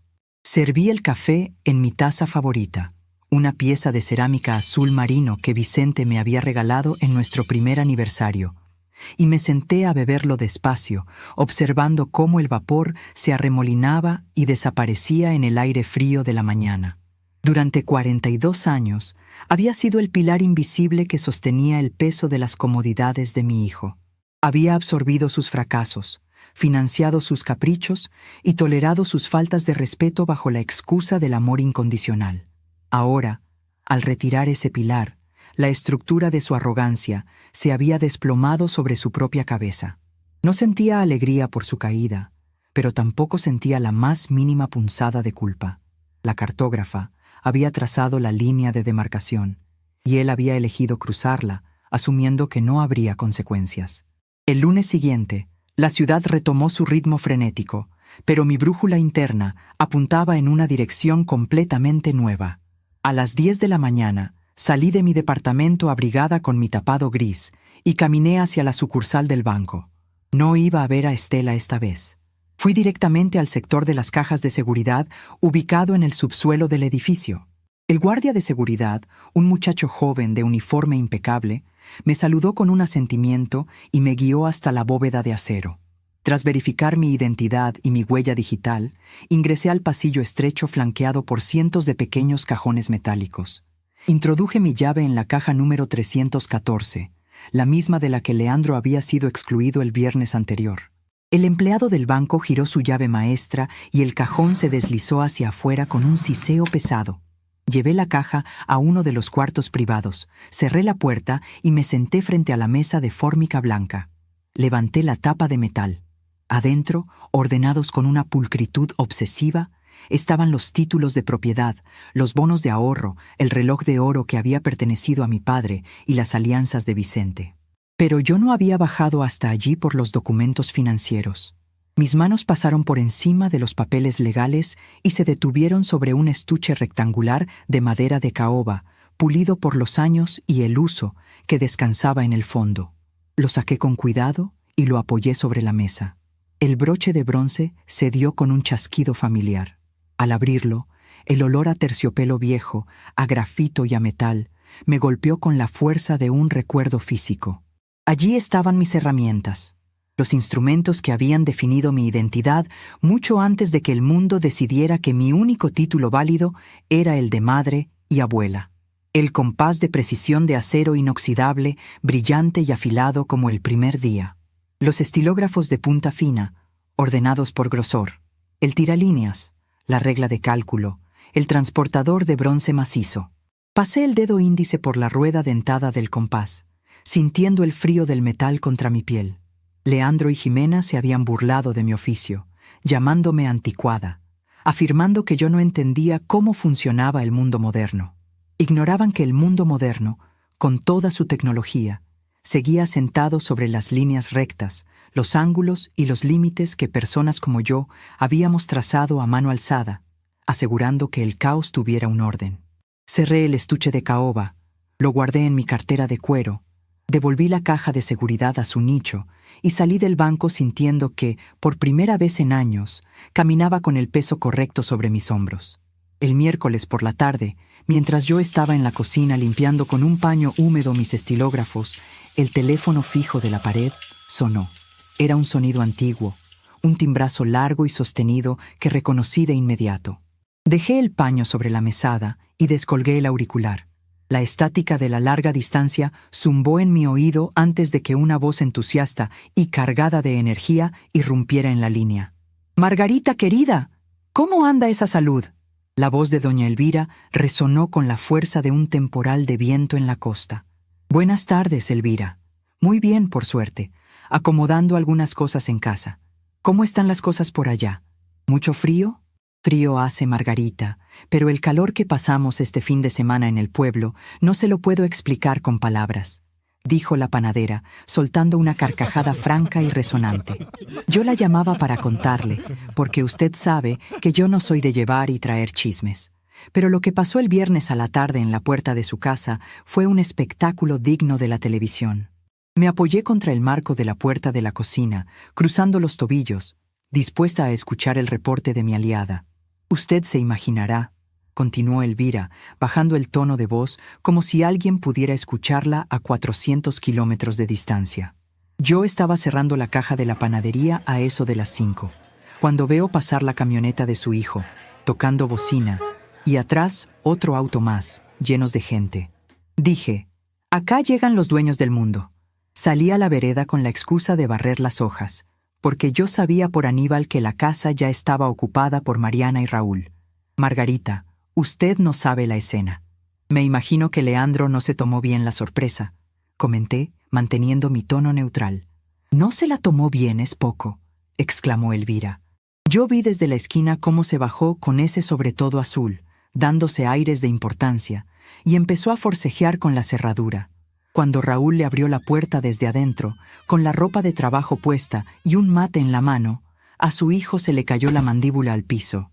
Empezó a los gritos limpios, que le estaban usurpando la casa, que iba a llamar a la policía, que él era el dueño legítimo de todo el balneario poco menos. Hice una pausa, imaginando la escena con precisión milimétrica. «Raúl es un hombre muy paciente», dije. «Un santo, Margarita. Un verdadero santo». Raúl se quedó parado en el marco de la puerta, como un roble, y le mostró el contrato de alquiler por la ventana. Pero la que armó el verdadero escándalo fue su nuera, la de los anteojos negros. Se bajó de la camioneta a los gritos, pateando la arena, diciendo que sus botas se estaban arruinando, que usted era una desquiciada, que los estaban dejando en la calle. Y el hermano de ella, El grandote ese que el año pasado me quiso encajar el billete falso sacó a los perros. Los animales, que estaban nerviosos por el viaje, se empezaron a pelear con el perro callejero que duerme en la plaza. Un desastre, Margarita. Volaban los ladridos, los gritos de la mujer, y su hijo agarrándose la cabeza, apoyado contra el capot de la camioneta. ¿Y qué hicieron al final? Porque yo les sugerí que buscaran un hotel. Pregunté, sabiendo perfectamente que la red del pueblo funcionaba de maneras misteriosas y solidarias. Elvira soltó otra carcajada, esta vez más corta y afilada. Ah, intentaron, Margarita. Claro que intentaron. Leandro se subió a la camioneta haciendo patinar las ruedas y se fue hasta el Hotel Marina, el de don Pascual.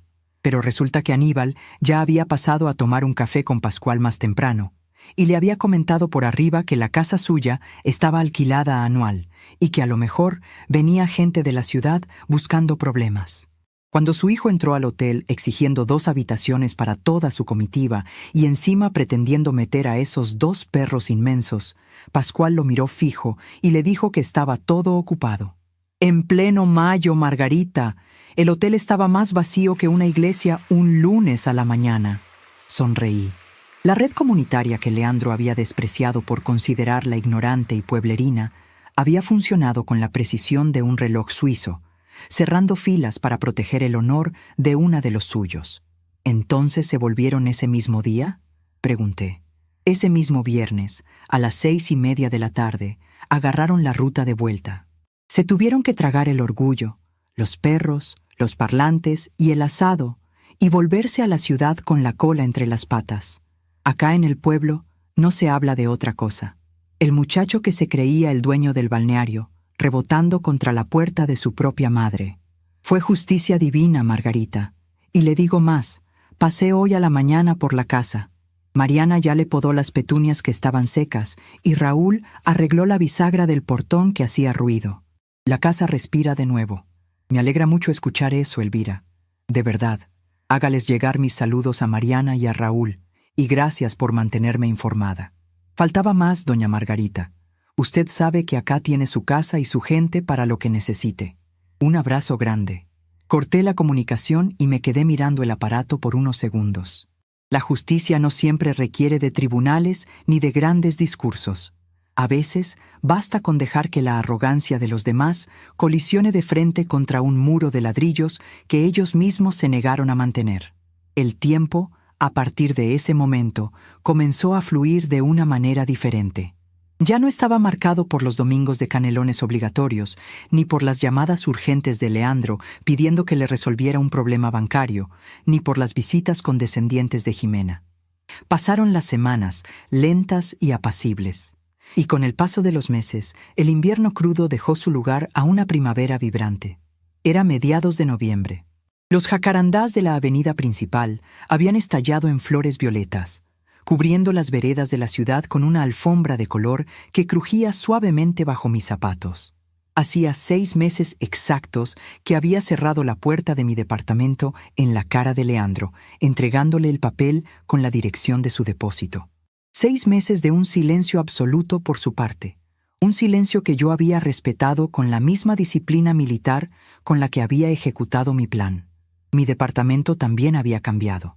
Aquel living oscuro, dominado por la inmensa mesa de roble donde servía los almuerzos dominicales, ya no existía. Había vendido la mesa y las pesadas sillas tapizadas. En su lugar, aprovechando la luz natural que entraba por el ventanal, había instalado un tablero de dibujo profesional, una mesa de madera inclinable, maciza y perfecta, iluminada por 2 lámparas articuladas de luz blanca. Había vuelto a trazar mapas, esta vez no por obligación laboral, sino como voluntaria experta en el Archivo Histórico Municipal. 2 veces por semana iba al edificio de columnas de mármol del centro. Buscaba pergaminos antiguos, mapas catastrales del siglo XIX dañados por la humedad o el descuido, y me los llevaba a casa para restaurarlos. Pasaba las tardes enteras con la lupa montada en el ojo, limpiando las líneas de tinta china desvanecidas, redibujando fronteras perdidas, devolviéndole la memoria a la ciudad que me había visto envejecer. Esa tarde de jueves estaba trabajando en un mapa de 1880, delineando el antiguo cauce de un río subterráneo con mi estilógrafo más fino, cuando el timbre del portero eléctrico sonó. No me sobresalté. Mi pulso se mantuvo firme. Retiré el estilógrafo del papel vegetal con un movimiento vertical y limpio, para no dejar una mancha de tinta. Lo tapé y fui hacia el pasillo. Al levantar el auricular, no hubo necesidad de preguntar quién era. La respiración del otro lado de la línea, pesada y vacilante, me dio la respuesta antes de que hablara. «Ma, soy yo. ¿Puedo subir?» No había exigencia en su voz. No había urgencia. Había una derrota profunda y calcificada. «Subí, Leandro», respondí y apreté el botón. Abrí la puerta principal de mi departamento. Esta vez no puse la cadena. Me paré en el umbral, con las manos en los bolsillos de mi pantalón de lino azul, esperando. Cuando las puertas del ascensor se abrieron, la figura que emergió del pasillo me confirmó lo que ya sospechaba. Leandro había perdido peso. Su traje gris le quedaba holgado en los hombros y la camisa blanca estaba arrugada en el cuello. No había rastros del sobretodo costoso, ni de la arrogancia blindada que solía exhibir frente a sus amigos. Caminaba con los hombros caídos, arrastrando ligeramente los pies, como un hombre que ha estado cargando piedras cuesta arriba durante meses, y finalmente ha descubierto que la cima no existe. Se detuvo a 2 metros de mí. No intentó besarme la mejilla, ni forzar una familiaridad que ambos sabíamos que estaba rota. Sus ojos recorrieron mi rostro, buscando quizás a la anciana frágil y manipulable que él había inventado en su cabeza, pero solo encontró a la cartógrafa. «Pasá», le dije, haciéndome a un lado. Entró al departamento con lentitud. Al llegar al living, se detuvo en seco. Su mirada buscó instintivamente el lugar exacto donde solía sentarse a devorar los canelones, esperando que la escenografía de su antigua comodidad siguiera intacta. Al ver el espacio diáfano, ocupado únicamente por el inmenso tablero de dibujo técnico, los mapas antiguos esparcidos y el olor a tinta china y papel viejo, sus hombros se hundieron un poco más. «¿Qué hiciste con la mesa, ma?», preguntó, con un hilo de voz, como si la ausencia del mueble fuera la confirmación física de su destierro. «La vendí, Leandro. Ocupaba mucho espacio y yo ya no cocino para multitudes. Sentate en el sillón, si querés». Se dejó caer en el sillón individual, apoyando los codos sobre las rodillas y hundiendo el rostro entre sus manos. Se quedó así durante un largo minuto. Yo no ofrecí café, ni té de manzanilla, ni palabras de consuelo. Me apoyé contra el borde de mi tablero de dibujo, cruzando los brazos, dispuesta a escuchar el reporte final del colapso de su imperio. «Jimena se fue», dijo finalmente, sin levantar la vista. «Se llevó a Bauti a la casa de la madre hace 3 meses. Me pidió el divorcio. No mostré sorpresa. Las estructuras construidas sobre el egoísmo de los demás suelen derrumbarse apenas se corta el suministro de recursos gratuitos. Lo lamento por Bautista», respondí, con sinceridad fría. «Los divorcios nunca son fáciles para los chicos». «No es solo el divorcio, ma», continuó Leandro, levantando por fin la cabeza. Sus ojos estaban enrojecidos. «Es todo. Sin la tarjeta de crédito tuya que usábamos para los gastos fijos del departamento, no pude sostener el nivel de vida. Jimena no soporta tener que ajustarse el cinturón. Me recriminó todos los días lo de la casa de la costa. Me dijo que yo era un inútil, que no sabía manejar ni a mi propia madre. Y para colmo, cuando ella se fue, su hermano Federico me pidió quedarse unos días en el departamento porque se peleó con la novia. Hace un mes que está instalado ahí. No paga nada, ensucia todo. Y Jimena me amenazó con que si lo echo, me va a complicar las visitas con el nene». La simetría de la situación era poética y brutal. El hombre que había planeado invadir mi territorio con sus perros, sus parlantes y sus parásitos, ahora era un rehén en su propio departamento, invadido por la misma gente a la que él había intentado impresionar a mis expensas. Estaba probando, en carne propia, el sabor metálico de la falta de límites. «Es una situación complicada», dije, manteniendo el tono neutro. «Vas a tener que contratar a un buen abogado para resolver lo de Federico y organizar el régimen de visitas». Leandro tragó saliva, pasándose una mano temblorosa por el pelo. «Para eso vine, ma», susurró, mirándome con una vulnerabilidad que me habría roto el corazón 5 años atrás, pero que ahora solo me generaba una leve piedad antropológica. No tengo plata para un abogado. El sueldo de la agencia no me alcanza ni para pagar las expensas atrasadas. Estoy tapado de deudas. Necesito que me ayudes. Necesito que me des un adelanto de la herencia, o que vendas la casa de la costa. Los inquilinos se pueden ir. Les pagamos una indemnización y la vendemos. Con esa plata yo me acomodo, me compro algo más chico, pago los juicios. Dejé caer los brazos a los costados de mi cuerpo. Me separé del tablero de dibujo y caminé lentamente hacia él. Me detuve a 1 metro de distancia, mirándolo desde arriba. Leandro levantó el rostro, esperando el rescate, esperando que la red de seguridad volviera a aparecer mágicamente bajo sus pies. La casa de la costa no se vende, Leandro. Mariana y Raúl tienen un contrato firmado que voy a renovar todas las veces que sea necesario. Y respecto a mis cuentas bancarias, el dinero que hay ahí es el fruto de mis 35 años de trabajo y del esfuerzo de tu padre. Es mi jubilación y mi seguro para la vejez. No soy un banco, no soy una financiera. Y sobre todo, no soy un salvavidas para ahogamientos que vos mismo provocaste. Ma, soy tu hijo, suplicó, con la voz quebrada. Y yo soy tu madre. Por eso mismo, mi trabajo de criarte terminó hace mucho tiempo. Te di educación, te di un techo, te di oportunidades. Lo que hagas con tu vida, con tu matrimonio y con tus amistades a los 42 años, es de tu absoluta y exclusiva responsabilidad. El territorio que pisás ahora, Leandro, lo construiste vos solo. Vas a tener que aprender a caminar por él sin pedirme que te allane el camino. Leandro me miró durante un largo rato. Vi cómo la última chispa de esperanza infantil se extinguía en el fondo de sus ojos, reemplazada por la cruda y pesada aceptación de la adultez. Entendió, finalmente y sin lugar a dudas, que la frontera que yo había trazado era infranqueable. La vieja inofensiva estaba muerta. La estratega no iba a ceder ni 1 milímetro de terreno. Se levantó del sillón despacio, como si le dolieran las articulaciones. Se arregló las solapas del saco arrugado, asintió brevemente con la cabeza y caminó hacia la puerta de salida. No se despidió. No hubo insultos ni portazos. Solo el sonido suave de la cerradura cerrándose a sus espaldas, dejándome nuevamente sola en mi refugio. Me quedé de pie en el centro del living, escuchando el silencio. No era un silencio triste. Era un silencio profundo, respirable, lleno de posibilidades. Fui a la cocina, puse a calentar agua y me preparé una taza de té negro, fuerte y amargo. Regresé al living y me senté en la banqueta alta, frente al tablero de dibujo. Afuera, la tarde empezaba a caer, tiñendo el cielo de la ciudad de un naranja cobrizo espectacular. Encendí la lámpara articulada, que arrojó un círculo perfecto de luz blanca sobre el papel vegetal centenario.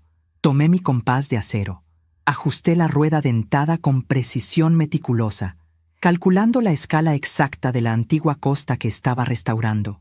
Apoyé la aguja de metal sobre el papel, asegurando el centro, y giré la muñeca con un movimiento fluido, elegante y continuo.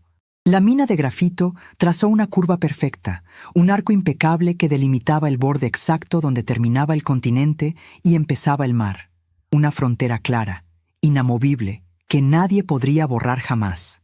Di un sorbo a mi té, sonriendo en la penumbra de mi reino recuperado, sabiendo que, por el resto de mis días, yo sería la única dueña de mis propios mapas.